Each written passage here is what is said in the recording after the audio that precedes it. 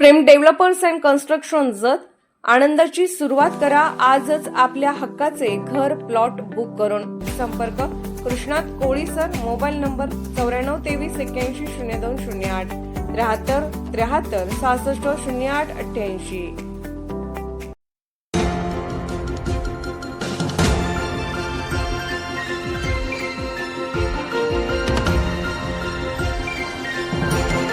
आपण पाहत आहात जत मराठी न्यूज।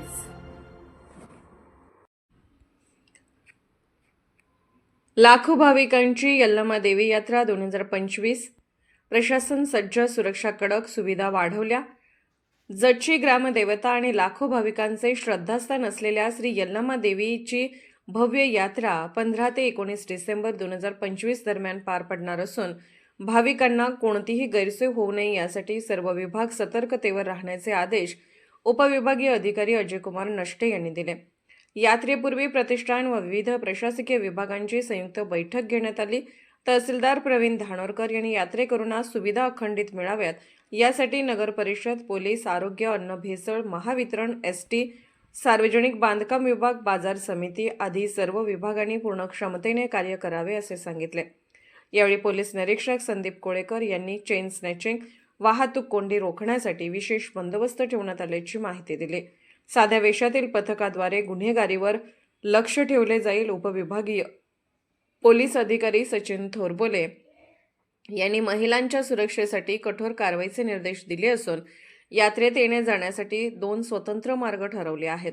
नगर परिषद मुख्य अधिकारी लक्ष्मण राठोड यांनी यात्रेकरूंना पाणी, स्वच्छता, प्रकाश योजना व इतर सोयी उपलब्ध करून देण्यासाठी सर्व व्यवस्था केल्याचे सांगितले। एसटी आगारामार्फत यात्रेकरूंसाठी जादा बसेस चालवण्यात येणार आहेत। यल्लमा देवी प्रतिष्ठानचे अध्यक्ष श्रीमंत शार्दूल राजे डफळे यांनी प्रतिष्ठानकडून पिण्याचे व आंघोळीचे पाणी, शौचालये, नव्याने उभारलेला दर्शन मंडप तसेच 50 खाजगी सुरक्षा जवानांची नेमणूक, मनोरे आणि सीसीटीव्हीचे कॅमेरे यासह सर्व तयारी पूर्ण असल्याचे सांगितले। बैठक संपल्यानंतर उपविभागीय अधिकारी अजयकुमार नष्टे, तहसीलदार प्रवीण धानोरकर, मुख्याधिकारी लक्ष्मण राठोड, नायब तहसीलदार बाळासाहेब सौदे, उपविभागीय पोलीस अधिकारी सचिन थोरबोले, पोलीस निरीक्षक संदीप कोळेकर यांनी श्री यल्लमा देवीचे दर्शन घेतले। यावेळी मोहन माने पाटील, कैलास गायकवाड, अनिल शिंदे, अमर जाधव, पापा संदी, पुजारी, सुभाष कोळी, गणपतराव कोडक, पप्पू शिंदे, अरुण शिंदे, कुमार इंगळे, सलीम शेख, दिनकर पतंगे तसेच विविध विभागाचे अधिकारी मोठ्या संख्येने उपस्थित होते।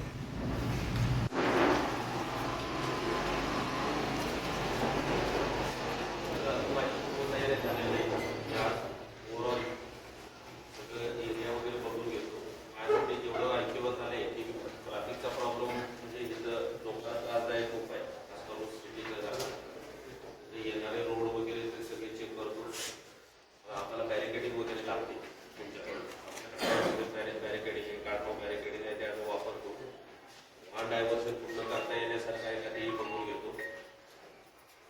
त्यानंतर आमच्यासाठी महत्त्वाचा विषय आहे की भाविक जे येणार आहे, लाखोच्या संख्येने भाविक येतात, ओव्हरऑल त्यांचं इथे येणं, दर्शन व्यवस्थित करणं आणि व्यवस्थित निघून जाणं, कोणत्याही प्रकारचे त्याची गैरसोय होऊ नये, त्याचे चेन स्नॅचिंग वगैरे अशा गोष्टी होतात, ते दोन्ही पार्ट प्रिव्हेंट करणं ते आमची जबाबदारी आहे। निश्चितपणे आम्ही त्या पद्धतीनं साध्या वेशात पोलीस बंदोबस्त नेमतो, एसीबीची आमची टीम असते कार्यरत, त्याचा उपयोग करून आम्ही प्रतिबंध करण्याच्या दृष्टिकोनातून आम्ही प्रयत्न करतो। त्यानंतर आम्हाला इथे एक सीसीटीव्ही कॅमेरे तयार करेल, कुठं लावायचे, काय लावायचे ते आपण निश्चित करू, त्याच्या पद्धतीने आपले सीसीटीव्ही कॅमेरे लावून टाकू। आम्हाला एक चौकीसाठी म्हणतात आणि स्टेज आणि PA सिस्टम एक लागेल। आम्हाला अनाउन्स करायला बोलवली आहे। सोमवार 15 तारखेपासून ते 19 तारखेपर्यंत ही यात्रा आहे। मागच्या वर्षी पण आपण सर्वजण भेटले होता। इलेक्शन व काही इतर अडचणी आपल्याला या वर्षी घ्यायला थोडा लेट झाला, परंतु आज हरकत नाही।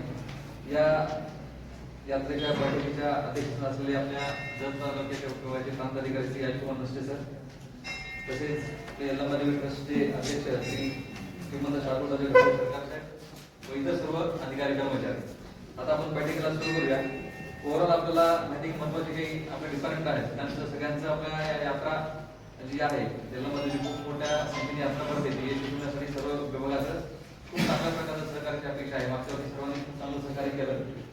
तर सर्वात महत्त्वाचा विभाग आहे आपला पोलीस विभाग. कायदा व सुव्यवस्था राखण्यात पोलीस विभागाचं अतिशय महत्त्वाचं काम आहे आणि यात्रा काळामध्ये खूप मोठ्या संख्येने भाविक महाराष्ट्रातून व इतर राज्यातून येत असतात. तेव्हा त्याच्यासाठी येणाऱ्यांसाठी वाहतुकीची व्यवस्था करणे, कारण जो आपला जो मेन रस्ता आहे जो जाणार तो पार्किंग वगैरे अडचण येते, ट्रॅफिकची समस्या होते. त्या संदर्भात PSI आपल्याला सूचना देतील, मार्गदर्शन करतील. त्यानंतर या ठिकाणी यात्रा काळामध्ये पोलीस बंदोबस्त ठेवणे, त्यामध्ये कुठल्याही प्रकारे मार किंवा महिलांच्या क्षेत्रात कुठल्याही प्रकारची कायदा व सुव्यवस्थेला बाधा येईल अशी कुठली ऍक्टिव्हिटी होणार नाही याची काळजी घेतली पाहिजे. त्यानंतर दुसरा विभाग आहे आरोग्य विभाग. अतिशय महत्त्वाचा विभाग आहे, कारण यात्रा काळामध्ये मोठ्या संख्येने लोक येतात, त्यामुळं आजाराचं प्रमाण एखाद्या होऊ शकतं. त्यामुळे आजार होऊ नये यासाठी पहिला सर्वात महत्त्वाचे प्रतिबंधात्मक उपाय करणे. दुसरा विषय आहे की या ठिकाणी एखादा नियंत्रण कक्ष स्थापन करण्यात यावा. त्यानंतर पोलीस आरोग्य पुरवठा जो आहे त्या काळामध्ये लागतात. तर या ठिकाणी तुमच्या सर्व सुविधांची युक्त त्यातून ॲम्ब्युलन्स कायमस्वरूपी 24 तास यात्रा काळामध्ये उपलब्ध असाव्यात. सोबतच नगरपालिका सोबत कोऑर्डिनेशन करून जे आपले पिण्याचे पाणी आहे ते निर्जंतुकीकरण केलेली गोष्ट स्वच्छ असावी त्याची सुद्धा काळजी घेणे आणि आरोग्य या ठिकाणी सुविधा उपलब्ध करून देणे हे आरोग्य विभागाचे काम असतील. अन्न व औषध प्रशासन झाले का? अन्न व औषध प्रशासन विभाग. श्री यल्लमादेवी यात्रेच्या निमित्तानं आपण सर्वजण या ठिकाणी जमलो. यात्रेच्या नियोजनाकरिता आपण सर्वजण जमलेलो आहे. उपस्थित सर्व अधिकारी तसेच यल्लमादेवी प्रतिष्ठानचे अध्यक्ष श्री शार्दूलराजे डबळे सरकार, पत्रकार बांधव आणि गावातील नागरिक. खरं तर मला वाटतं 30 वर्ष मी आल्यापासून 3ऱ्या वर्षी आपण ही यात्रेच्या नियोजनाची बैठक घेतोय. दरवर्षी आपण काही गोष्टी मात्र ह्या बदललेल्या नाही, त्या वर्षी तरी बदलाव्या असं माझी अपेक्षा आहे. त्यात सगळ्यात मोठा जगच्या या यात्रेनिमित्तचा विषय असतो म्हणजे ट्रॅफिकचा विषय आहे. म्हणजे बऱ्याच वेळा मी बघतो, कारण आपण यात्रा इथं जरी कागदावर आपण म्हणत असेल 4 दिवस, तर ती यात्रा किमान 10 दिवस तर आपली गर्दीमध्ये चाललेली असते. पहिल्या 4-5 दिवस आपण त्याच्याकडे लक्ष देतो की ट्रॅफिक नाही व्हायला पाहिजे, पण 5व्या दिवसानंतर रात्री संध्याकाळी 6 नंतर फार ट्रॅफिक असते. मी त्याचा ट्रॅफिकचा मागच्या वर्षी अनुभव घेतला. म्हणजे दुचाकी सगळे लोक जे येतात कुठूनही त्यांचा हे नसतोय, म्हणजे त्यांना वनवे वगैरे कळत नाही, कोणी शॉर्टकट मारायचा प्रयत्न करतात. त्यामुळं माझा आपल्या पोलीस विभागांना सांगा की यावेळेस कुठल्याही परिस्थितीत वनवे मार्ग कोणी तोडणार नाही याच्यासाठी आपण बंदोबस्त करूया. म्हणजे जे मधले रस्ते आहेत ते जर बंद केले तर हे वनवे ज्या बाजूने जायचं आहे यायचा एकेरी मार्ग झाला तर तो मोठ्या प्रमाणावर व्यवस्थित चालेल. दुसरी बाब आहे की पार्किंग वेगवेगळ्या ठिकाणी.